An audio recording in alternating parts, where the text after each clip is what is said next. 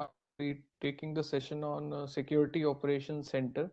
So, what is it all about, and how is it, important in cybersecurity? So, we will be discussing that thing. So, in today's agenda, I'll introduce SOC. What's the purpose? What are the types of SOC? Then we'll go on to discuss the building blocks of a SOC. We'll discuss people, process, technology. So what all is in the SOC, and our national and state SOC. So how are they functioning? So I'll give a brief about that also. So let's come on to what is basically a SOC. A Security Operations Center is a centralized unit. So dealing with the security issues at an organization level. So if for any organization, whether it's commercial or any or non-profit, so if they are having a lot of systems, hardware and devices, so they need to secure their enterprise, their infrastructure. So a security operations center is basically a control center where all of these security events, so they are monitored, the devices are monitored so that no breach happens, cyber security incident occurs. So whole analysis uh, with doing that in a security operations center. So SOC under its umbrella consists of all of the functions life cycle. Suppose there is a cyber breach in an organization, so that incidents completely monitoring it, detecting it, responding to it, coordination among various entities. So that is managed by the SOC. Then there is management of the organization's security products. There are network devices, there are end user devices, there are systems. So all of these devices, security is controlled by the security operations center. So suppose there is a large bank, let's say any of the public sector banks, let's say PNB or we say SBI.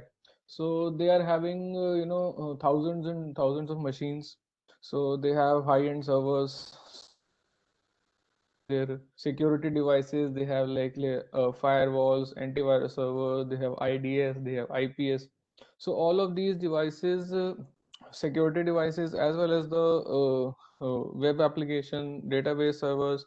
So all of these devices security, that is handled by the SOC.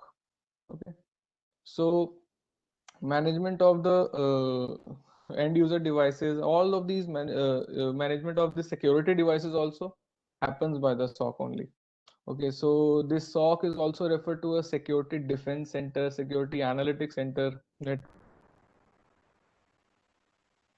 all of these nomenclature is used for a SOC. So basically, so we have video wall, we have a lot of monitoring going on, so we have a lot of devices giving a lot of data. So all of there are various security tools that are installed for monitoring it. So all of these monitoring happens. So usually a SOC functions 24/7, but that again depends upon the organization, the size of the organization, the criticality of the organization. So there are analysts working in a SOC, so round the clock, if they're working, so maybe in 3 shifts or maybe more than that. So monitoring happens in a SOC. So we have to continuously search for any security incident. We have to continuously monitor the logs. So all of these things, so they are done in a SOC. So a SOC basically looks like this. Then the devices that I'm just discussing with you, which all devices are part of us. Also all of the security devices like the firewall, the VPNs, the antivirus server, the IDS. Then there are application servers, mail servers, proxy servers, routers, other any of the devices that are important to an organization, the security of which is critical. So all of those devices and the security devices. So all of these devices, they generate a lot of logs. So these logs are actually pushed into the, SOX tools. So these tools, analyze these logs. They look for any abnormality, any, breach in a baselining. So a SOC basically monitors, assesses and, defends. So all of these devices controlling, for security devices, the control is with SOC. For the other devices, usually the application owners are responsible, but the security part is handled by the SOC only. Okay, but for the security devices, everything is managed by the SOC. Okay, and the heart of the SOC is a SIM tool.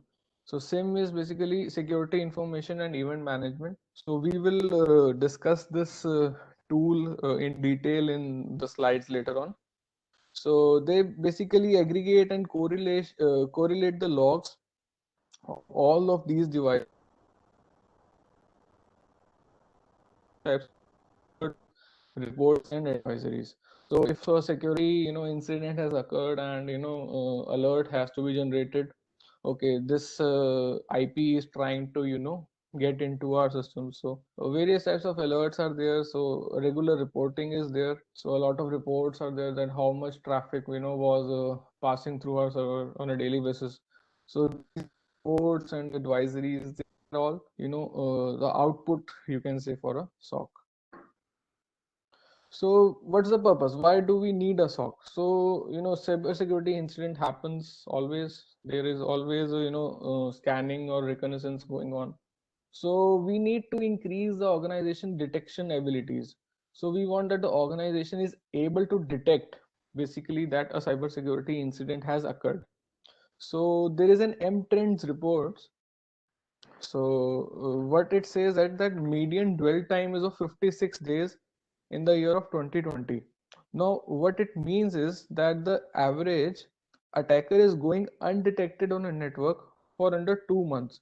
Okay, for a time of 56 days, a cybersecurity breach has occurred and it is, undetected. So this is an average, time that is predicted by this M Trends report by FireEye. So you will say that 56 days is 2 months is quite a lot of time, but if you'll compare, with this years, so in 2011 this data was for 416 days.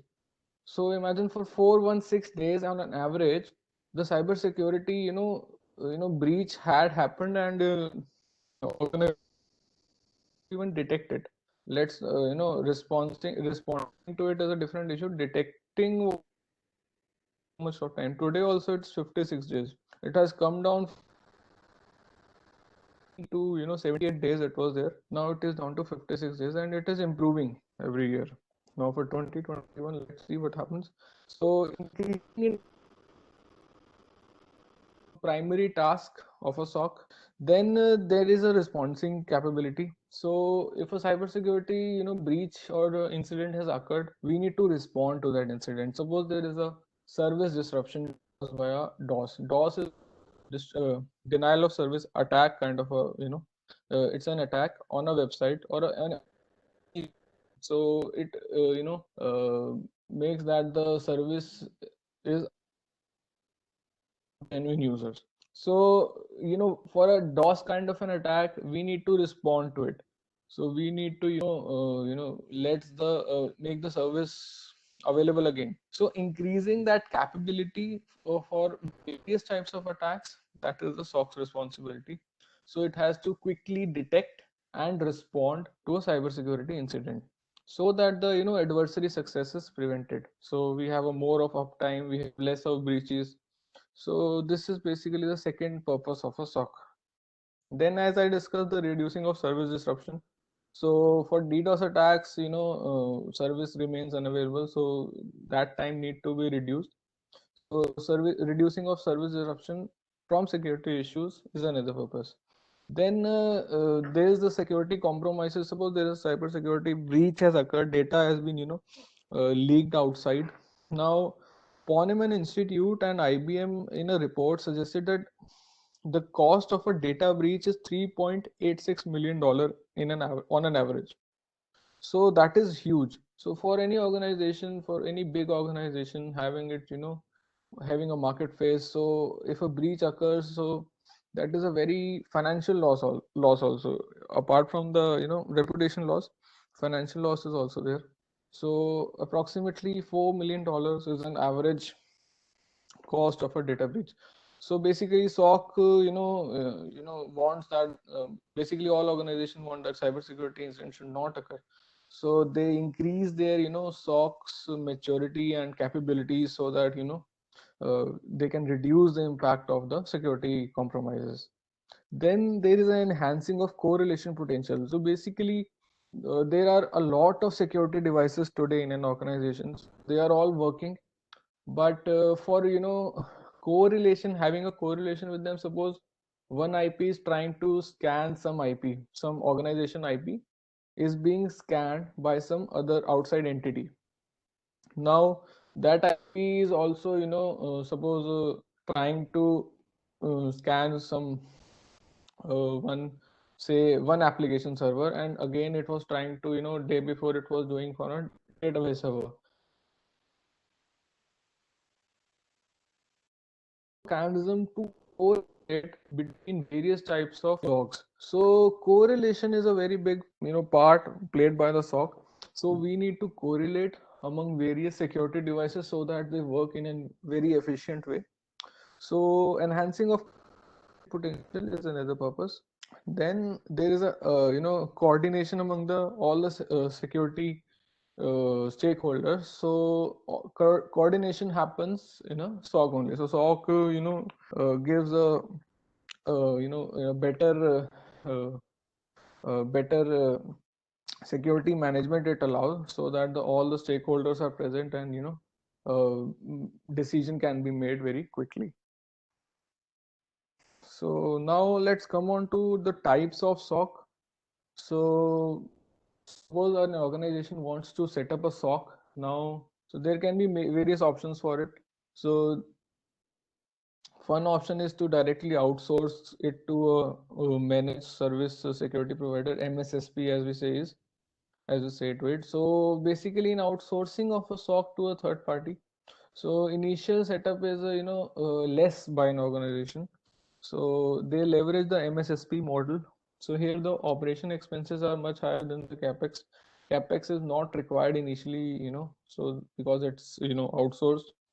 But the problem here is that lack of skill stuff inside, and we have to depend on the outside experts only. So we don't have a dedicated analyst from an organization; they are all outsourced. Then due to this, there is a lack of understanding of the domain. So business concerns, infrastructure related issues about, suppose a person managing one organization infrastructure for let's say 4 5 years. So he's having huge knowledge, but any outsider will take time. So basically, and also they don't want to share all of the things. So there are issues in outsourcing. So there are always pros and cons. So lack of understanding of business concern and infrastructure is one such problem that comes up when you are outsourcing it. Then there is a lot of coordination required with the MSSP. So MSSP will be a different organization working for you. So a lot of coordination is required. Then in some cases the data is stored and processed outside. So that is complete outsourcing, and they don't invest in any security infra. So capex is reduced a lot, but yeah, opex is an in-house SOC. Now in-house SOC, the good thing is that we have a dedicated analyst from the organization itself, so they have a better understanding of the domain, the business concern, the infrastructure. They have better control and better knowledge of it. So data is also stored and processed inside, and there's a greater control over security and compliance. So basically, it involves a huge capital expenditure at the first stage. So challenges are there also in this type of SOC, that we have to recruit you know staff for that, or maybe train the in-house staff, and it requires efforts, investment. So the cost is very high in this, and the maturity comes in very slowly, because people are new, initial stages. They don't know how to manage such a large infra. So challenges of outsource SOC also. Then there is a third type, that is a hybrid setup. So in hybrid, both of these, there's a mixture of it. So we may have a MSSP, but we are not entirely dependent on it. We have they are learning side by side. So a mixture of both of these setup also goes hands in hand. So we'll discuss about the building blocks of a SOC. So people, process, and technology. So on to people, so as mostly works on a 24/7 basis. So the incident responders working round the clock. So they are, monitoring continuously all of the security devices, they're monitoring the logs, so they are doing it. So real-time monitoring, and triage. So this is done by the security analyst or the incident responders. Then incident analysis, responding to a forensic analysis, malware analysis. All of these tasks are, analyst and incident responder. So there are various levels, or L1, L2, L3, as we say. So there are L1 analysts, there are L2 analysts, then there are on the top the L3 analysts also. So these are the security, main, people working for 24/7 basis. Then the second type of resources that are required are for trending and intel. So basically,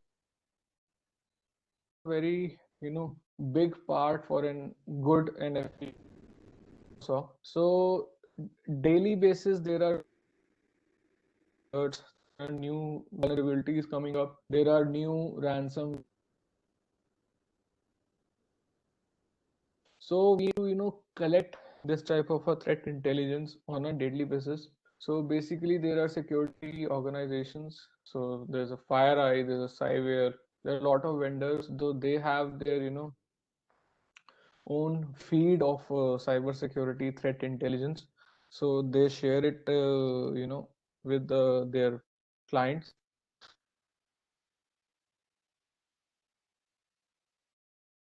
uh, Tells about what are the attacks going on right now in the world. So any, indicators of compromise that are there, so that, we can safeguard ourselves from a new type of an attack. So this, collection of these threat intelligence, this analysis, distribution, creation. So this is done by the threat intelligence analyst, you can. So this is the second type of resources. Then there are the SOC system admin. So as I told you, that there are a lot of security tools inside a SOC. So there are a lot of sensors, working in. So we need obviously system administrators for them. So SOC system administrator basically manage these all infra, all the IDS, IPS, firewall. So we need a, system admin for them. So also there's a, task for level task, or, mundane tasks. So some signature creation. Suppose there is a new website that is needed to be monitored. Custom signature, creation for these. So all of these tasks come under the SOC system admins.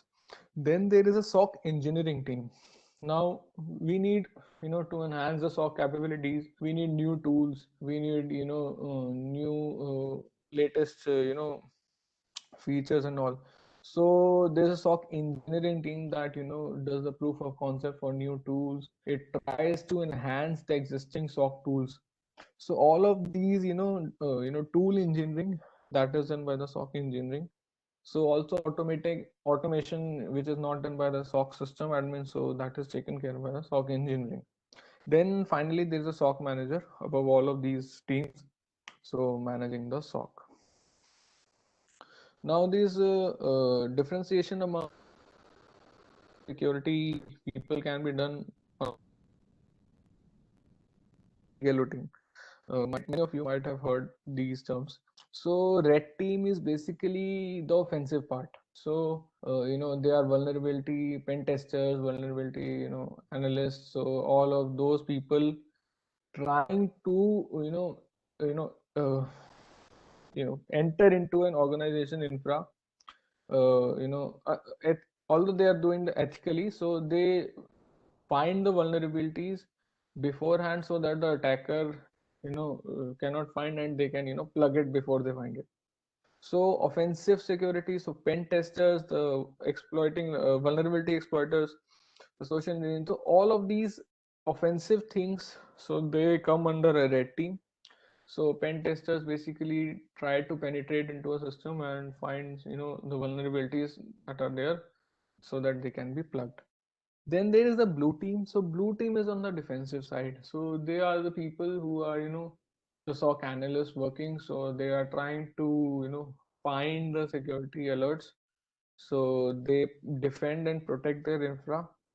The incident responders. There's threat hunting also is done by the blue team. I'll discuss threat hunting in detail later on. Then there's a damage control. So all of these defensive kind of thing, they are done by the blue team. They are called the blue team, not done by them, but they are called the blue team. Then there's a yellow team. So they are basically the SOC system admins, the tool developers, application. So all of these, administrator or a new engineering kind of a stuff, they are done by the yellow team. So this is among the teams also. Then there are the response life cycle. So just go through this in detail. So at the heart there is a SIM. Okay. So SIM is basically security information and event management. So all of these are pushed into a SIM. So as you can see, these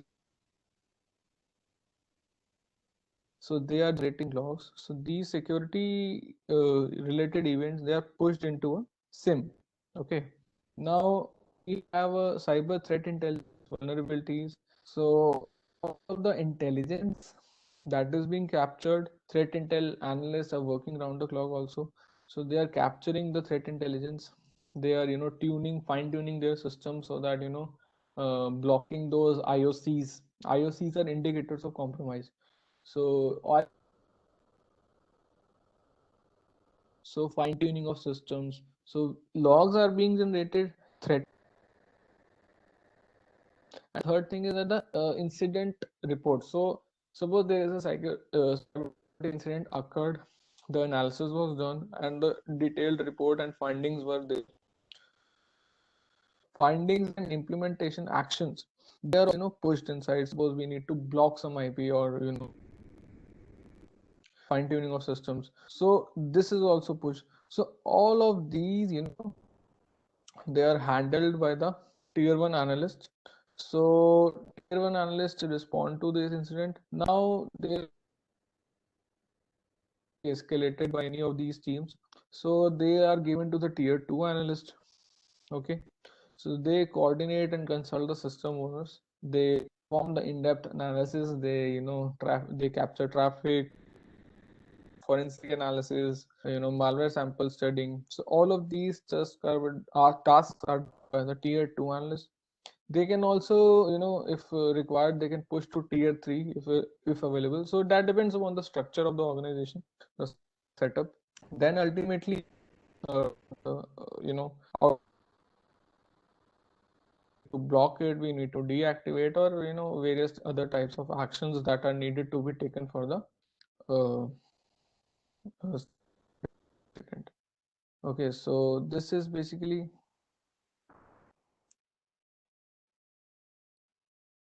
cycle. Yeah, so incident respond is being responded by.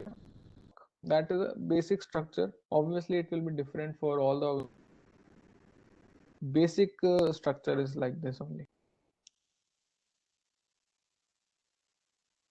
Threat hunting. So threat hunting is proactive iterate identification of cyber threats internal to a network that have evaded. So basically the cyber threats that are that are detected at rate. So cyber threat hunters, what they do is they assume that okay, cyber then they, with this mind frame, they look into their tools. Okay, where reach? So cyber threat hunting, you know, that malicious that have slipped past the initial security controls. So basically, they have breached the level one of all the levels of the security. They are inside. So we assume that the bad actor is inside our network. We need to find it. So that task is done by the cyber threat hunting. So they assume compromise is already done. Detection and responding capabilities. They're basically tier two analysts or tier three or senior, having cybersecurity in their organization. So they basically perform threat hunting. So yes. Then this the steps that you are seeing, kill chain process. So this is Lockheed Martin cyber kill chain. So just you know so at the start of a cyber security incident, first step is mostly the reconnaissance. So reconnaissance is basically scanning of a network. So bad actor, will find, first it will, try to scan, okay, which all devices are there or what all infra is there and what all vulnerabilities are there in that infra of an organization. So first step in a attack life cycle is usually reconnaissance, and scanning is an example for it. Then the second step is weaponizing. So after the bad actor or threat actor has studied the network, so it will try to create a malware. So or maybe a phishing document or something fishy, so that it can lure user. So it will create a lure document. It will weaponize. This is the steps of weaponizing. Then in the third stage, it will deliver that sample that he has created through phishing. So if the user clicks on it, so in a advanced stages, advanced things, there is a thing called a spear phishing. So spear phishing is basically very targeted phishing. Suppose we all in government setup, we receive a mail regarding some vaccination drive by the ministry. So we will be obviously trying to open that mail, that is for us. So but that might be a threat actor trying to lure us. Okay, so spear phishing is also very common nowadays. So the bad actor deliver the document. Then if the user clicks on it by mistake or by unintentionally or whatever, then this fourth stage is there, that is the exploit. So that malware that is clicked is executed, so it performs its task. It might lead to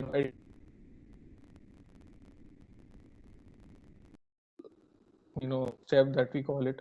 So after exploitation, there is control. So that malware might download other malwares. It might install a backdoor or something. Then it will exfiltrate. Basically it will exfiltrate the data. So execute stage is there. So after that malware has executed properly, and it will from the system, and it might also leave behind a bad that he can return also. So these 7 steps are for the Lockheed Martin cyber kill chain.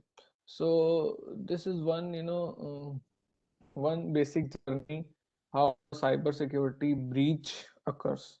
Okay, so this is threat hunting is they perform this hunting, and they know how these bad actors move inside a system. So they perform and find the breaches that occurred. So we were just will come on to the second building block of a SOC, that is the processes. So processes are basically, in one word I will say, SOP. So for everything, standard operating procedure has to be there. So for business processes, technology processes, operational processes, analytical processes, we need a standard operating procedure. So in a good mature, so these SOPs are well defined.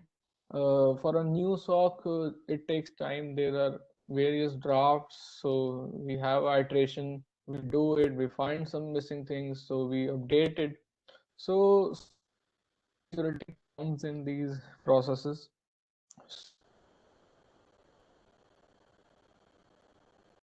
Event of alert or breach, everything, escalation, reporting, how to respond to that breach. So whether it's a technology process might involve, suppose there is a new employee joining an organization, so a new desktop will be provided to it. So what all things have to be, performed to that hardware machine for it is being ready to use. So technology processes, security point of view, what all needs to be done. So all of these things come under the technology process. Then there is operational process. How will we security analyst respond to a, will analyze that okay, this is a DOS and okay, we need to block this. So some standard operating procedures have to be there. So ultimately it's the analyst call, but yes, some procedure has to be laid down before, you know. So processes are basically the SOPs. Then the third pillar is the technology. So technology is the heart of SOC. So we have firewall, we have IDS. I've all discussed or maybe named these things previously. So then the detection, all of these things are there. I'll give you some brief about them. So firewall, you all might know what a firewall is. So firewall is connection. So it can whitelist or blacklist anything that the user wants. Then there is IDS IPS. So IDS is intrusion detection system. IPS is intrusion prevention system. Okay. So these tools are security tools. They are deployed in an organization. They detect and prevent any intrusion. Okay. Then there is anti-spyware. So basically antivirus that we all have in our systems. So there's an firewall server also that pushes the updates to all of the machines and keep them updated. Then there is a rogue host detection. So basically it's a software that scans the routers and subnet to detect any new system connected. Now let's say we take an example of a bank. Suppose we have a public sector bank. There's a branch of that bank in our, there's a branch. Now the branch is having suppose 10 to 15 computers. The number is fixed, obviously. Now by chance, the one of the employees, the cashier, he might connect his phone to that CPU. Okay, and his device is not secured, and the device might be now rogue host detection that will continuously and is there, so it generates an alert. So security policies has to be followed always by the employees. So basically rogue host detection is one such kind of a tool for detecting a new device that should not be in the system and it is there. Then policy auditor, so it's an IT assessment tool that is used for IT security audits. So internal and external audits. Then asset management. So basically all of the devices, infrastructure, hardware that is there. So that needs to be managed. So asset management is having the inventory, patching of these devices. All of these things come under the asset management. So patch management is a part of a asset management, you can say. Then there is remote forensics. So forensics is basically deeper analysis, studying what happened. So remote forensics is one such part. Suppose we are logging into a different system and capturing some logs or packets. Then there is application whitelisting. So we allow only a handful of websites to be whitelisted, not allowing every website to be accessible in an organization. Then there is a baseline monitoring. So there are route organization. So flow is being generated by. So baseline monitoring is basically is creation of trend. Suppose baseline. Suppose an organization Usually there is a 400 Mbps of traffic in daytime. Okay, so we can usually the traffic is between 300 to 500 Mbps. Now, suppose one day the traffic shoots up to say 10 Gbps. Now this is unnormal, so this this might be an attack, might be a DDoS attack by someone. So baseline monitoring helps us define various types of attacks. Okay, then there are DLP prevention. So organization data is very sensitive and critical to it. So DLP are installed at end system and user system, prevent any unauthorized or unintentional leakage of data. Okay, then there is a SIM is a security information and event management. I in the next few slides. Then flow monitoring, so basically capturing the flows, the metas also, packets also that are ingoing or outgoing from organization. So capturing packet capture. So basically, if we are unsure about some malware, so we capture the packets, we do analysis. Next gen firewall is basically a firewall plus new features like SOAR.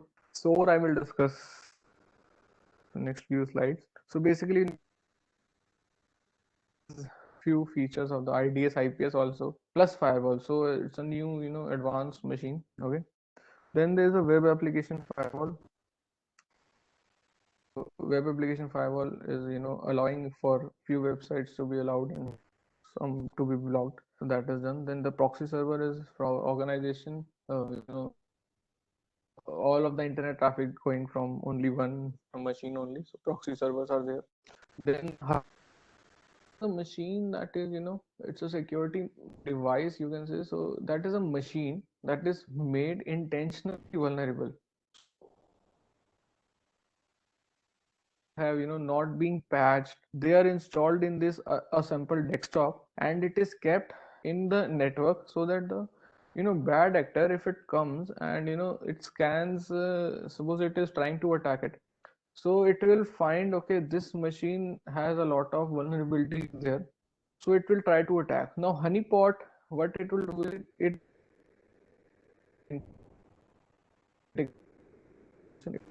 to it is kept as a lure to an attacker so that we can capture how the attacker is using his methodologies. So new threat intelligence is generated by some honeypots type of system only. Okay, so then there is vulnerability scanner. So basically so new vulnerabilities are there always. So this is a vulnerability scanner. Firewall, as I've already told you. So IDS is monitoring of interfaces. It can be seen based, anomaly based detection. So how this is how IDS works. Then IPS also I have just discussed. Okay, deception, what's and all. Then yes, I will discuss. So SIM is a security information and event management. So as you can see this diagram, you can see the firewall, there are proxy, there were routers, switches, IDS, IPS. We have antivirus server, we have apps access control, we have LDAP servers, maybe critical application. So all of these devices and other devices, they are generated every second or maybe thousands in a second. So whatever be the rate, so they generate these logs, they are captured and pushed into a SIM, security information tool. Okay, so some people confuse SIM with a centralized log collection. No, only log collection is not the part. Log collection is such part of a SIM. So SIM, support and security incident and historical and okay. Data sources are there, so they generate logs. So these logs are pushed into a SIM. So SIM basically correlates I'll give you an example that some IP is known to malicious. Now, this IP is if it's found scanning our system, so we have that these is a set of IP that are malicious. Now we will, find in our logs, okay, if some uh, if one of these IP is trying to scan our system or not. Now, if its IP is there, now we will just block it. Okay, so this is possible through it, captures all the logs. So if any log is matching that IP with the it performs action. And then action could be a blocking or maybe some other task. Collects log, analyzes it, and correlates it and responds. Okay, so a whole lot of things. The heart of a SOC, is a SIM. Okay, so we can, also do the ticketing and the case management. So all of the security incident, we can generate security, incident number or anything like that also. So priority all incident, some low priority incident. So integration of indicators of compromise. These IOs compromise.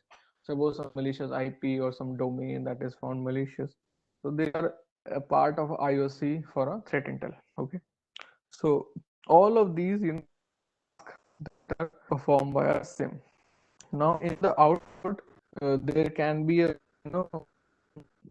uh, let's say report or maybe action that was it was blocked. So an alert only or what is the status of these issues. So SIM basically takes ingests logs and performs action and provides reports also. So use cases of a SIM. Okay, just study one rule. So focus here. So on 3 or more failed logins in 1 minute from a single host. Now suppose use trying to someone is trying to log in and he has 3 failed attempts. Okay, so might be someone else login some. So it will be the server, the host server or host. All of these we ultimately want to achieve goal of for a brute force we want to detect. So if there are 3 more failed attempts, so alert and stop that wrong user from trying to log into the system. Okay, the use case that is created in a SIM. So hundreds and cases in a SIM. Okay, let's take one more example. So suppose there is a application shop machine. Now that machine where and detects that okay this is a malware. Now it will it will from on a host. Okay, so this rule might be called virus removal or virus detection rule. Okay, so this is one another rule that is created in a SIM. Okay, so antivirus server logs. Okay, so anomaly detect logs. Okay, event sources, they will trigger. Okay, so this is basically a SIM tool. Okay, developed. So this SIM ultimately decides okay this maturity of a SOC is there. Okay, SIM is the heart of basically SOC. SOAR. So SOAR is a security orchestration. Now just like there are things, there are simple security scanning incidents, say. So some malicious IP is trying to scan. Now this is a very common task, common incident. So suppose if there's an SOP, if this malicious IP tries to scan 100 times in 1 minute, we need to block it. Now what will happen? So there will be an alert generated in a SIM, okay, and it will say we need to block the this IP in the firewall. Now, SIM is configured like that, then is fine. But usually, what happens is the analyst sees that alert, it studies it, okay, blocked. It will generate an ticket for a SIM admin to block that IP. Now, what SOAR does is source that okay, these normal mundane tasks that L1 incident analyst does, you can basically so you can automate these L1 tasks by this SOAR. Basically, it will ingest an alert, say 100 times IP scanning and malicious IP scanning system network. So it will a firewall. So there is no human intervention. Okay. So it allows an organization to collect about security threats from multiple sources and respond to low-level security events without any assistance. Okay. So basically, it is having three capabilities. So it can threat security operations automation that's come in the automation and security. So basically, we are all of these tasks in one tool, so that automatically many of the tasks can be performed by a tool, and the user or the analyst is having more time to give to the non-general task. Okay, more he can incident. So it higher analyst productivity and faster response times. Then there is a national and a stock is basically for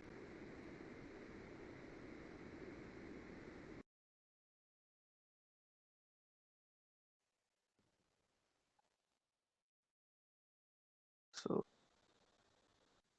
uh, so national stock is at the national levels like the NCCC or certain as you can say, and state level stock are there. So by by the AP government. So it works on the lines of the ICERT. So it extends cybersecurity cover to all the government department and state. So their exclusive portal for cybersecurity incident. So this is basically SOC. So if any questions are there, we can take it up.